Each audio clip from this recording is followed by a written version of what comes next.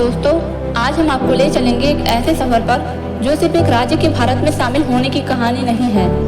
यह कहानी है बलिदान की, निर्णय की और इतिहास की धारा को मोड़ देने वाले एक क्षण की।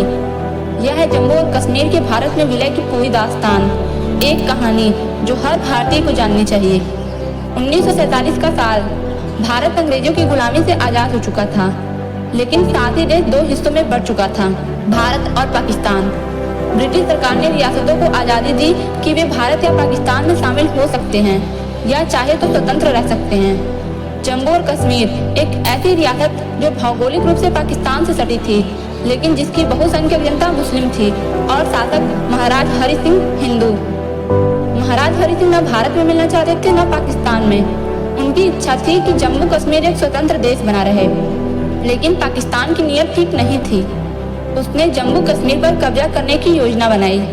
22 अक्टूबर 1947 को पाकिस्तान ने खतरनाक साजिश को अंजाम दिया।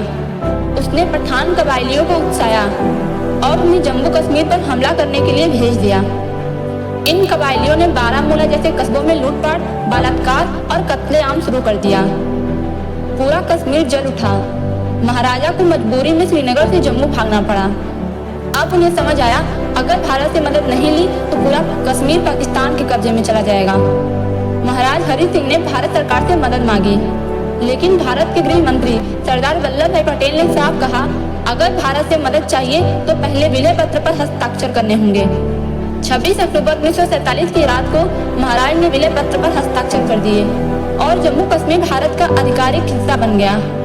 अब भारतीय सेना को खुलकर कार्रवाई का अधिकार मिल गया।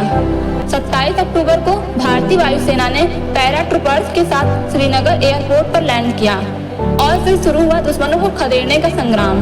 भारतीय सेना ने वीरता का वो प्रदर्शन किया जिसे सुनकर आज भी रोंगटे खड़े हो जाते हैं। कर्नल रंजन गायकवाड़, मेजर सोमनाथ शर्मा जैसे वीरों ने अपनी जान की बाजी लगाकर श्रीनगर को बचाया। मेजर सोमनाथ शर्मा ने अंतिम क्षणों में कहा, मैं मर रहा हूँ, लेकिन मेरे साथी अंत तक लड़ते रहेंगे।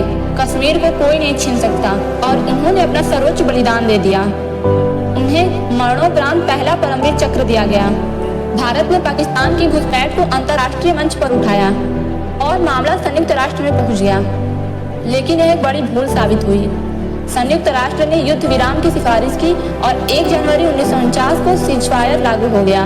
नतीजा ये हुआ कि कश्मीर का एक बड़ा हिस्सा, जिसे आज पाक अधिकृत कश्मीर कहते हैं, पाकिस्तान के कब्जे में रह गया। भारत ने कश्मीर बचा तो लिया, लेकिन एक टुकड़ा उससे छिन गया। जम्मू कश्मीर के भारत में विलय के बाद उसे विशेष दर्जा दिया गया। संविधान के अनुच्छेद 370 और 35A के माध्यम से ये अस्थायी प्रावधान थे, लेकिन दशकों तक लागू रहा। इसके तहत जम्मू कश्मीर को अपना संविधान बनाने की छूट मिली और भारत के कई कानून वहाँ सीधे लागू नहीं होते थे। यह एक अस्थायी पुल था जो हमेशा के लिए खिंच गया। 1990 के दशक में कश्मीर आतंकवाद की चपेट में आ गया। पाकिस्तान ने आतंकियों को प्रशिक्षित कर सीमा पार से भेजना शुरू कर दिया। कई कश्मीरी पंडित को मार दिया गया। हजारों को अपना घर छोड़ना पड़ा। कश्मीर में अलगाववादी नेताओं ने माहौल को और बिगाड़ा, लेकिन भारतीय सेना, पुलिस और जनता ने डटकर मुकाबला किया। 5 अगस्त 2019 यह तारीख इतिहास में दर्ज हो गई। भारत सरकार ने अनुच्छेद 370 और 35A को हटाने का फैसला लिया। जम्मू कश्मीर अब भारत के अन्य राज्य की तरह हो गया। एक देश, एक संविधान और एक झंडा। राज्य को 2 केंद्रशासित प्रदेश में बांट दिया गया, जम्मू कश्मीर और लद्दाख।